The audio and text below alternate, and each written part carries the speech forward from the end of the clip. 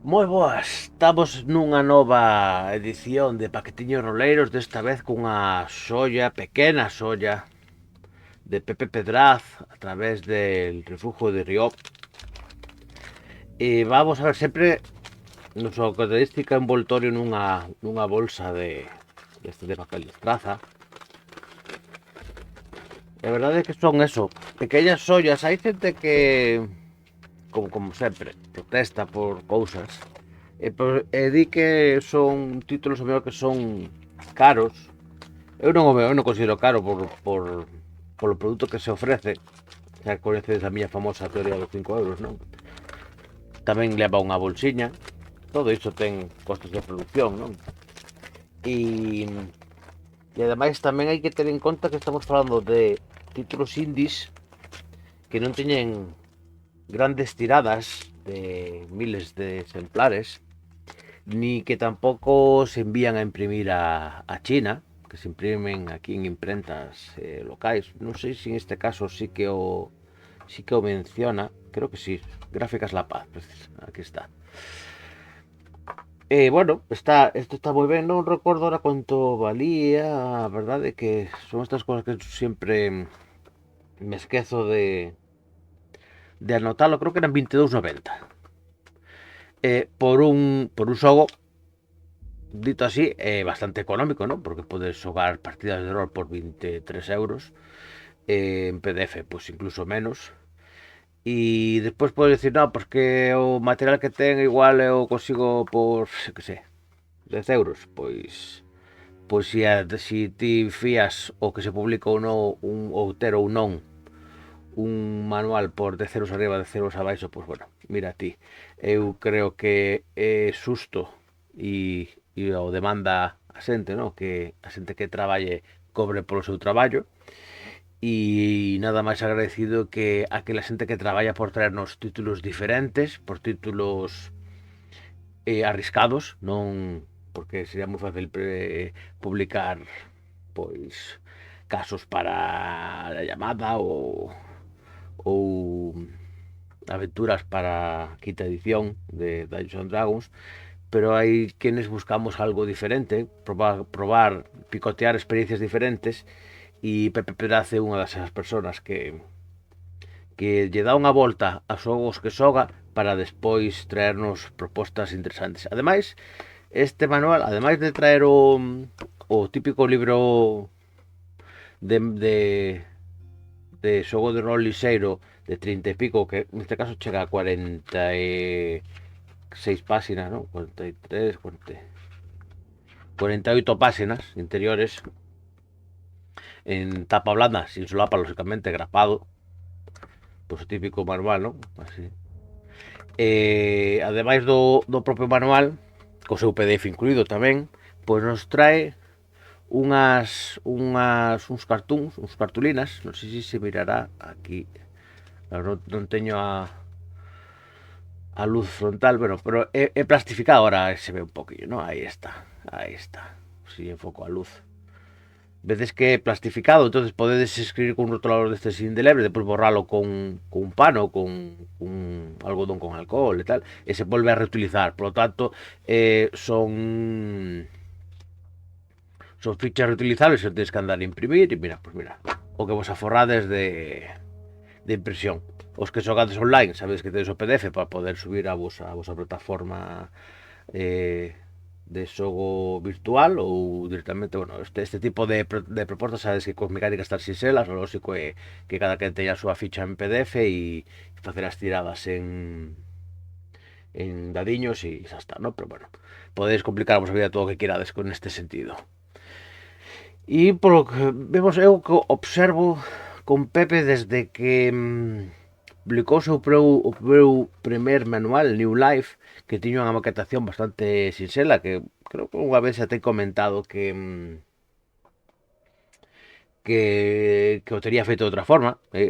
A verdade é que agora vemos que ten un diseño moito máis lustroso.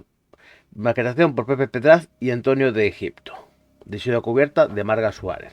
Unha cuberta ben chula. E como vedes ten moito arte.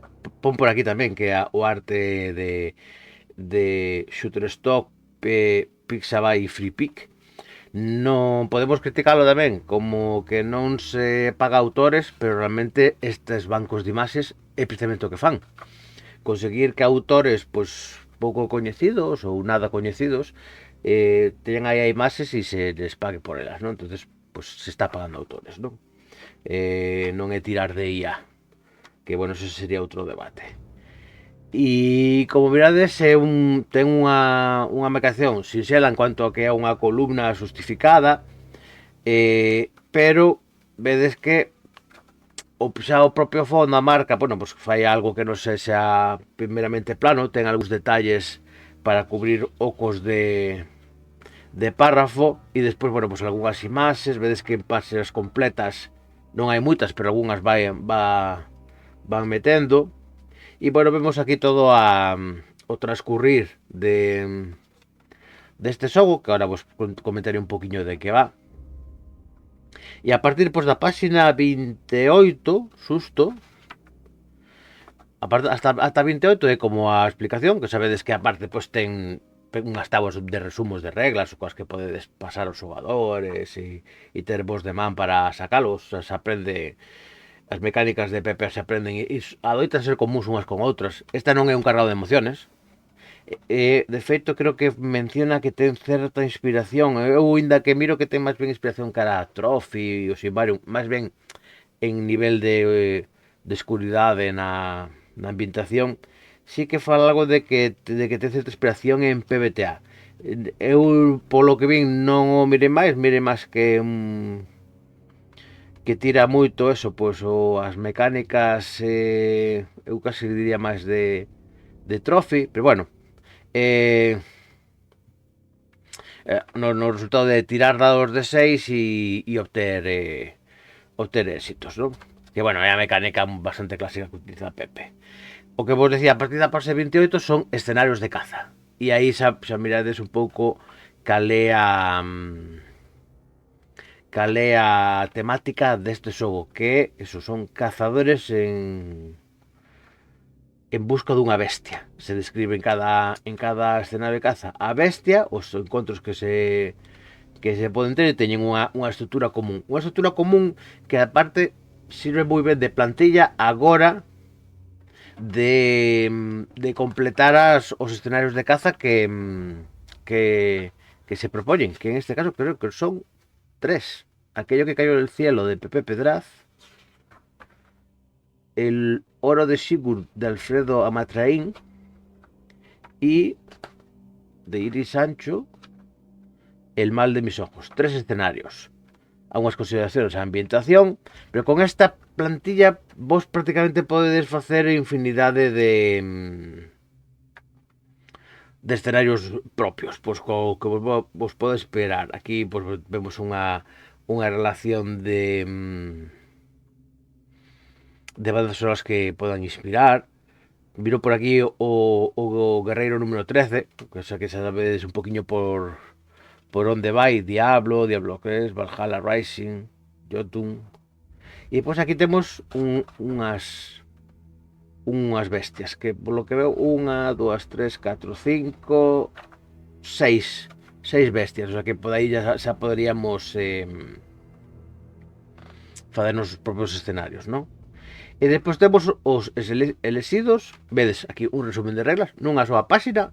Eu sempre vos lo digo, se hai un sistema que non sodes capaz de meter unha páxina, poñe unha páxina por dúas caras, non? As reglas suficientes como para xogar non é para min. É preciso que as reglas non me embarullen demasiado, quero ir centrarme na historia e en poder xogar. Tamén ten unha ficha de escenario e unha mención á zona de descarga, sabes que podes descargar todo na página de refugio. Se queredes contribuir, podedes mandarle al refugio de Europe as vosas contribucións que están moi agradecidos en poder compartilas. Eu, por exemplo, en su día fixen a traducción ao galego das fichas de Cities de Travesía e ali está para descargar.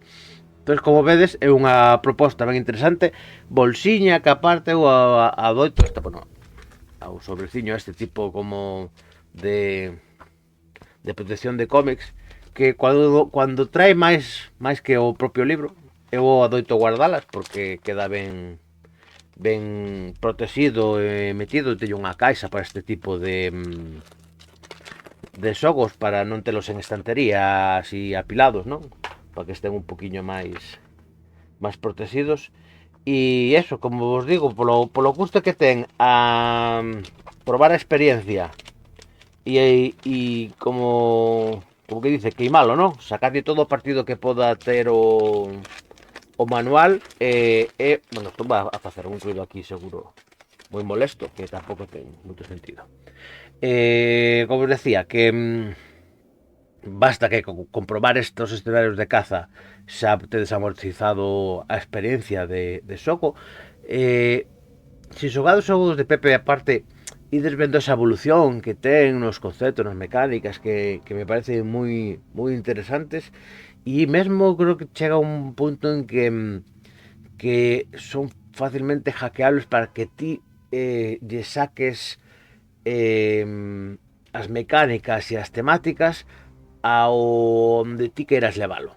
Con que quero dicir con iso? Que ti podes xogar la caza e de pronto te interesa levalo a un escenario de ciencia ficción que ti tes e tal, e podes facilmente adaptalo e dicir, bueno, pues vamos a facer aquí un hackeo disto para facer unha partida diferente. É sinxelo de facer e contribui moito a alongar a vida destes xogos, pero en canto teñades xogado un pouco a la caza, probablemente Pepe xa este maquinando outro xogo e teredes un máis.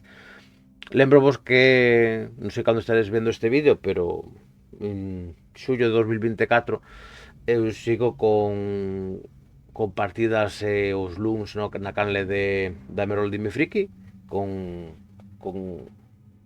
os xogos de Pepe Pedaz, así que si queredes pasaros por ali os luns pola noite, ali estaremos. Próximamente, la caza.